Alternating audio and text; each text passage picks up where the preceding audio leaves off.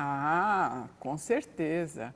Nós somos assim muito frágeis ainda espiritualmente falando, de modo que se não tivermos um trato bastante educado com o nosso campo mental, é possível que nós sejamos assediados e nos permitamos que esse assédio se permaneça de uma forma assim tão intensa que vá se agravando no decorrer dos tempos, e nessa agravância, eu não percebendo, eu posso me tornar, sim, facilmente usado por uma mente que tenha qualquer forma de objetivo em relação a mim. Isso é perfeitamente natural. Agora, daí está a proposta, o convite da doutrina espírita para que exatamente nós tenhamos conhecimento de como funcionam as energias estruturais do nosso campo mental. Uma vez que projetada essa energia, ela busca um campo afim e se afinizando com ele, entra em sintonia, entrando em sintonia, o acoplamento está feito. Então é muito relativo e todos nós somos, sim, suscetíveis disso, desde que não tenhamos esse cuidado suficiente com a nossa higiene mental, digamos assim. Isso é muito interessante porque, de um modo geral, os espíritas acham que isso, é um vigiar, é uma coisa de ficar assim tremendamente tenso. Na realidade não é. É só pensar em coisas boas, quando alguma coisa vem amargurando o nosso sentimento, tentando transtornar o nosso pensamento, nós simplesmente, delicadamente, voltarmos para os aspectos maiores da vida. Olha a beleza desse vento que balouça as flores, olha a beleza de tudo no qual nós estamos inseridos, isso já é um processo para que eu me renove, digamos assim.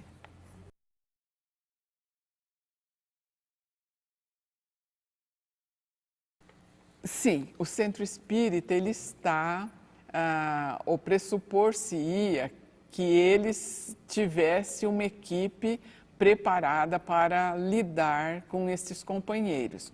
Agora, veja bem, como estes companheiros são irmãos nossos, detidos em algumas situações assim tão terríveis, tão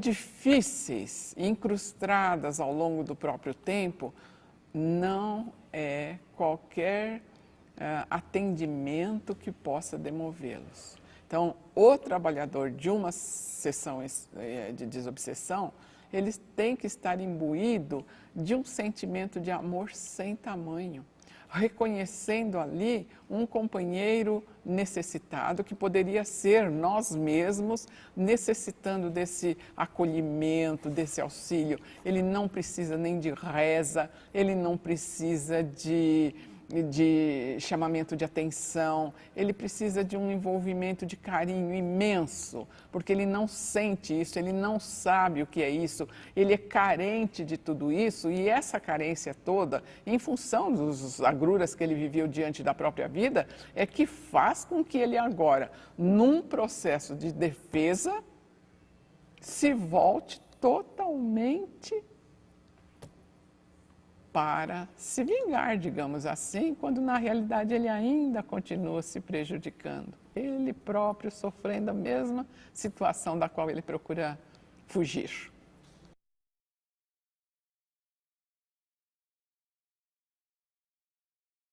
É interessantíssimo essa colocação, porque de um modo geral, nas casas espíritas, entre os espíritas de um modo muito especial, o obsessor é uma pessoa péssima. Ele é alguém que atrapalha a vida de todo mundo. E na realidade, o obsessor são as nossas próprias obras. Os espinheiros plantados por nós mesmos é que nos torna obsessores. Então, um obsessor, antes de mais nada, ele é um companheiro igual a cada um de nós. É alguém que se ligou a outra pessoa por laços afetivos, que foi magoado, que não teve como se recuperar e que se viu alijado de tudo, de todos, e num processo dele de defesa, o que ele faz? Ele busca a vingança. Mas em síntese, ele é um carente, é um irmão nosso em necessidades assim terríveis de amparo, de auxílio, de ajuda, de firmeza nos posicionamentos de quem vai atendê-lo, de muito carinho e de envolvimento.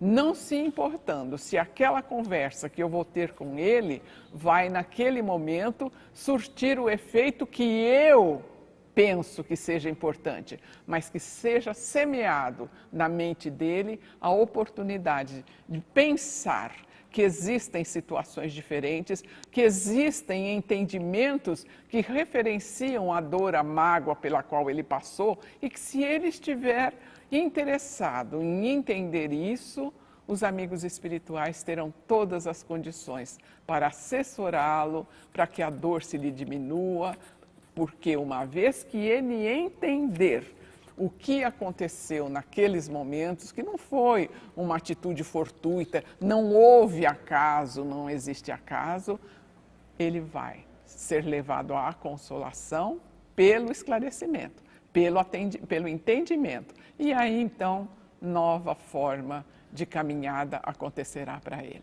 É um irmão nosso, sobretudo, é um irmão nosso que, pelas afinidades da vida presente, pode se apresentar no nosso campo mental, mas é sempre um companheiro necessitado de muita, muita ajuda.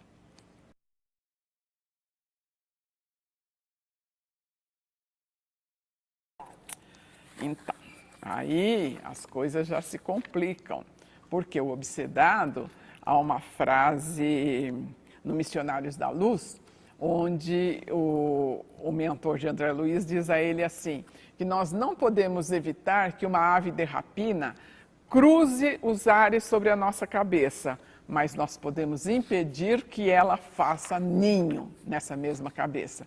Então, o obsedado, obsidiado, obsedado é o importunado, é o perseguido, é o alvo do obsessor.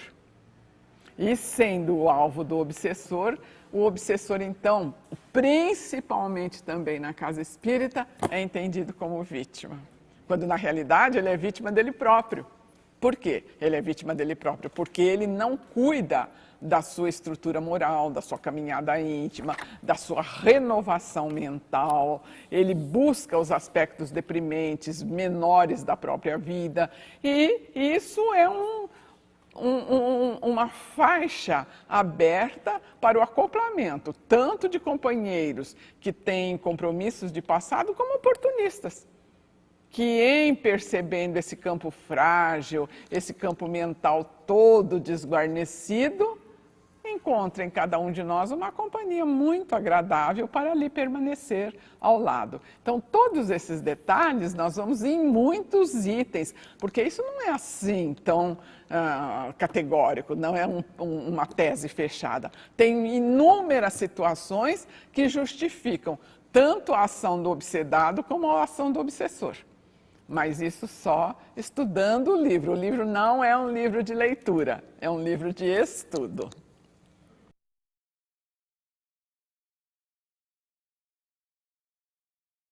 Então, esses fatores predisponentes, veja bem, nenhum de nós, nas inúmeras existências já vividas, se constituiu como flores. Todos trazemos em nós marcas de situações ou de decisões ou de opções menos elevadas, menos dignas. E essas situações não trabalhadas, elas ficam em mim como se fossem marcas. Como se fossem marcas. E ao renascer e não sendo trabalhadas, elas podem inclusive serem incrementadas pelas minhas atitudes menos felizes desta atual existência ou de existências passadas. Então vamos supor nesta existência, eu renasço, nada fiz para estruturar-me de forma diferente, para educar-me, para reeducar-me, E pelo contrário, permaneço inferior, permaneço viciosa. Então, esses fatores são chamativos, são chamados fatores predisponentes. Eu atuo, eu chamo, eu convido, eu escancaro portas para que pessoas encarnadas e desencarnadas, vejam, está no livro,